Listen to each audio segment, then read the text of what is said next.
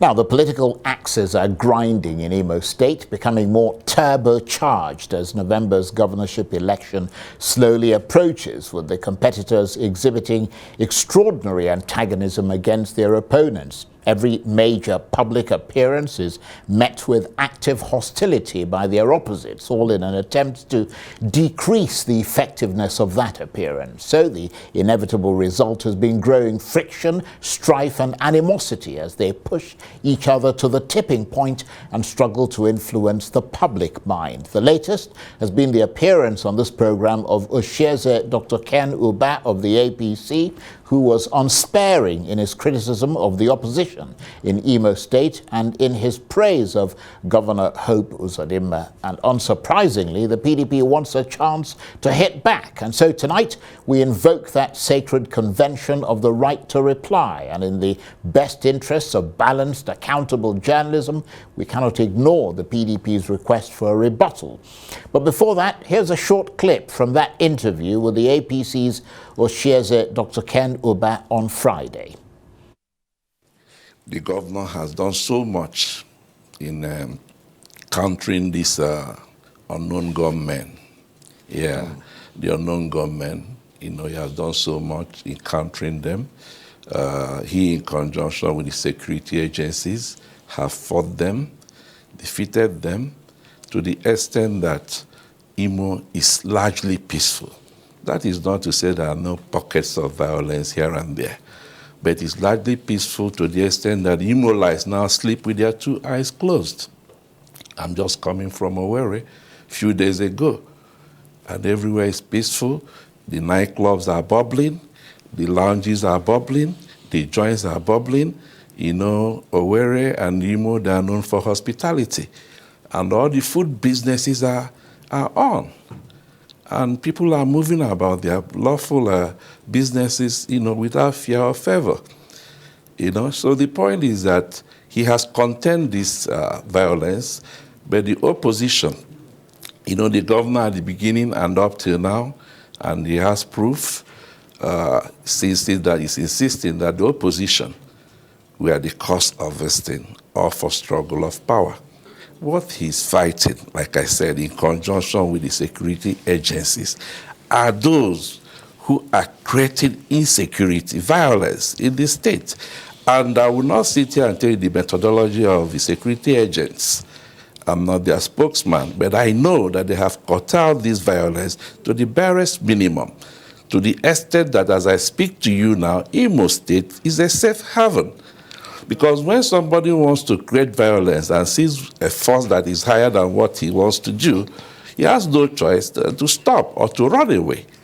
Oshieze Dr. Ken Uba there. Well, for his reaction and the PDP's right to reply, I'm joined now in the studio by the PDP's Publicity Secretary in Imo State, Collins Opuruzor. Thank you very much indeed for joining us. Thank you so much, Charles. Well, you heard him there. You're responsible for the violence. How do you respond? Anyway, he's only speaking his mind, and whatever he's saying is not in tandem with the reality in Imo State. Just yesterday, the Inter-Society, which is a civil society organization in Onitsha, had a press conference when they outlined the issues in Imo State pertaining to insecurity. They said that 900 persons have been extrajudicially murdered in Imo State in the last 29 months. And I can tell you, 2 days ago, a Reverend Father was abducted in Okigwe. And when you talk about these extrajudicial killings, they are not far-fetched. I can give you some of the instances. A lawyer, Barrister Darlington Odume, called Omekago, was killed in Olu. No investigation was carried out. A little IMSU undergraduate, Divine Waneri, was murdered in front of government house. No investigation. No ways of commiseration from the government. As a matter of fact, the Commissioner of Information was in a local radio station and justified the killing. Then you talk about other killings. For instance, Noah Ochibu, a businessman at Akwakuma, was murdered. Our citizen that lives in Germany that returned, Oguchi Onachukwu, was murdered at a security checkpoint. Yeah, but who's doing the murdering? It doesn't mean it's the governor who's doing it. In most of these instances, security agencies have been implicated or accused. For instance, you know about the killing of 14 wedding guests at Awon Mama from Otulu, where eyewitnesses, including the groom, accused a Bubago security outfit established by Senator Hope Uzodimma of carrying out the killings. No investigation was carried out. No trial, nobody was apprehended. So the government in Imo State has failed in the primary responsibility of political governance, which is the security of lives and property. So whatever they are saying now is to cover up their failure. I can tell you authoritatively that over 2/3 of Imo territory is heavily under the occupation of terrorists, bandits and kidnappers. This is functional. Also, it's so you disagree with the point that Mr. Osheze is making, that things have calmed down? Nothing has calmed down. Right. I can tell you this. Okay, well, I mean, the problem here is that obviously I'm not in Imo State, and I mean, we listen to you, we listen to them, and it's coming from both sides, because we heard the most gruesome stories of murder and mayhem in Imo State at the hands of the opposition, where people who supported the likes of the PDP in some instances and Labour in others in the last election were reported to have stood guard at polling stations armed with machetes and warning anyone not voting for the opposition not to come near the polling booths. I mean, what's your reaction to those allegations? What actually the situation is in Imo, and the truth is that there has been this state-backed attacks on opposition elements. You know about the issue of the spokesperson of the CUPP. He was attacked 3 times in 1 month, and eventually his family members we've had him killed. on this program several times. This is a fact, and I happen to come from the same community with him at Kokwa. And it's a fact. Family members killed and political supporters murdered after 3 attempts to assassinate him.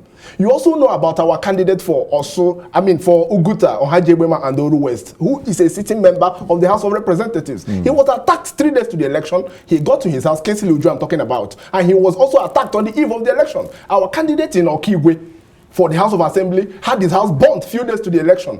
The former deputy governor of the state was arrested and accused of murder, which he knows virtually nothing about. So the issue is that there has been this state-backed attack on opposition elements. Yeah, but has the opposition carried out any violence? Because we heard from someone running for House of Reps under the APC, telling the story of how, because they put their posters next to Bola Tinubu, the people who put up those posters were traced and allegedly beheaded. I mean, did things actually descend to that level of barbarity? And is the opposition, to a greater or lesser extent, culpable? There is no how opposition can be culpable. We are the endangered species in Imo. We are the ones being attacked. As I can talk to you, you know about the opposition elements that have been killed, that have been attacked, and that have been but I just mentioned some people. I mean, it cannot be established that there's a link, there's a relationship between the poster so and the so-called you don't think it's got anything to do with the opposition? It's got nothing to do with the attack. Okay. But in any case, I have to tell you something. We have a government in Imo State today that is jittery about its re-election. If you look at all the indices of development, I can tell you sector by sector that the government of Senator Opuruzor is a colossal and unmitigated failure. For instance, look at the local government system. In the last 40 months, Imo State local government system has received about 206 billion naira. The government of Senator Opuruzor has not dropped a trip of construction sand in any of the local government, 27 of them in Imo State. You look at the educational sector. Globally, there's a standard for financing education. The UNESCO benchmark is 26% of the budget.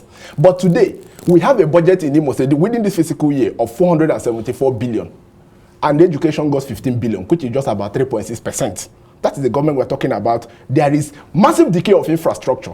They are abandoning some roads, which they say they did. I can tell you authoritatively that Senator Opuruzor has not done 1 road in Imo State. The Olu-Owerri road is a federal government road. The Owerri-Umahia is a federal government road. The Owerri-Okigwe is a federal government road. And even the one they talk about, the naked Ihiagwa road, which they brought President Muhammadu Buhari in 2021 September to commission. That road was abandoned immediately the president left. Even the Owerri-Okigwe road was abandoned immediately after President Muhammadu Buhari came last year. You talk about, again, some other initiatives they've used to hoodwink Nigerians. They said garment making factory, which even the vice president alluded to a few days ago. He was in Imo State. That garment making factory was shut down immediately after the vice president commissioned it. Now they are talking about the dredging of the Orashi River. I can tell you it's an initiative of the PDP. It was the PDP government of Goodluck Jonathan that awarded that contract. So Senator Zodima should even apologize to Imo people for the failure of APC over the past 8 years to execute a project awarded by the federal government of the PDP. That is the situation.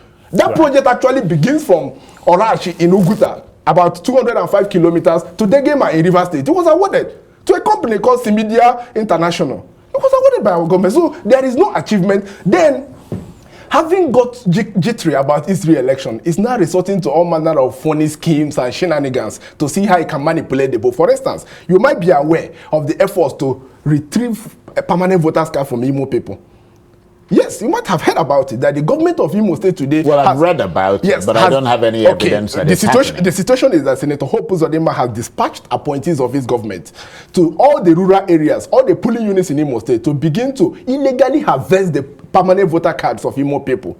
And we have it in good authority that what they want to do with these PVCs is to clone them and compromise the beavers, because they now know that beavers is the primary source of accreditation data. You know about the Omoma Magic incident. Of course, you are aware that for you to get captured by INEC, what you have to do is to present yourself physically. But in this instance, almanacs, magazines, newspaper, photographs were all uploaded onto the INEC system. That is exactly what they want to do again. That's the Omoma Magic Part 2. Right. And we're not going to allow that to happen. And Imo people are also brazen up to challenge this government. Right. Well, we're almost out of time. Some would say that the PDP and the APC are both sides of a very bitter argument, both sides trying to control the narrative in Imo State, and that both sides are making strong statements without necessarily providing evidence. It's not true. Of course, when you know about how we operate, we have given Imo people a history of good governance. We have given Imo people a record of unbeatable achievements. And when we talk about failures of governance, we are saying at least continue with the things we had put in place before you came. Right. For instance, we were known to have even initiated a lot of lofty plans. Let me give you an instance. Briefly. Let me give you an instance. One of the largest palm plantations we have in Africa is in Imo State, which sits on about 4,310 hectares of land. That's Ada Palm. When we got into government, we revamped Ada Palm. We even went into the downstream sectors to make Imo a net exporter of margarine, soaps, and all of that. Today, Ada Palm has been abandoned. One of the biggest poultry farms in Africa is in Imo State, Avuto Poultry Farm. We revamped our Avuto Poultry Farm, and today, Senator Opuruzor allowed it to rot away. Right. So he has nothing to present, and that's why he's jittery about the re-election. Okay. But the promise we make him is that come November 11, he is a goner. Well, we'll have to watch and see what happens. But Collins, I want to thank you very much indeed for coming in. Thank you, Collins Opuruzor is the PDP's publicity secretary in Imo State. Thank you very much indeed. Thank you so much.